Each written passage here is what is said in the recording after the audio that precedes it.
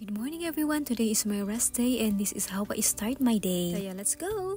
At kapag umaga ay hindi talaga nawawala ang kape. Ikaw rin ba? Kailangan talagang may kape sa morning? Ewan ko ba ba't parang ang laki-laki na nagagawang papel ng kape sa katawan natin para masimulan ng isang araw? Yung di bali na lang makapag-coffee kahit huwag nang mag-breakfast. And sa aking coffee ay naglalagay nga pala ako ng collagen. Hindi lang siya sa pampaganda pero alam niyo yung nakakatulong din kasi sa ating katawan. Pero joke lang yung ganda ha. Char! Kasi hanapin nyo sa akin, hindi nyo mahanap.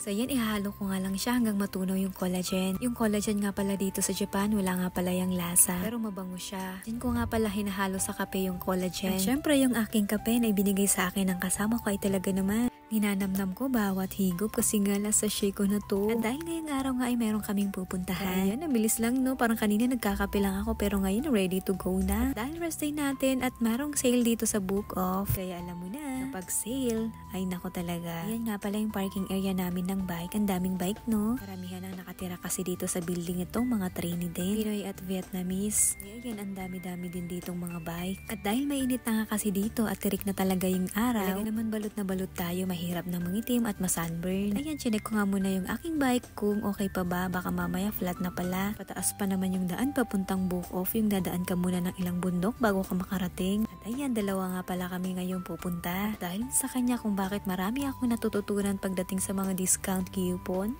Thank you! Ganito na nga pala yung aming dadaanan. Makikita nyo dito yung mga bahay ng mga Japanese. May mga old model, may mga modern, may mga abandonado na din. Hindi na rin talaga ako magtataka kung bakit tahimik dito sa Japan. Walang masyadong populasyon, walang masyadong mga bata. Karamihan may mga edad na din. And yung ibang Japanese hindi na rin nag-asawa. Marami na rin kasi ako nakasama dito sa work namin. Mga single sila. Mga ilang taon na rin sila. Siya hanggang dito na lang muna. Magbabike lang ako kasi nga medyo delikado na. Bye! Salamat sa panonood!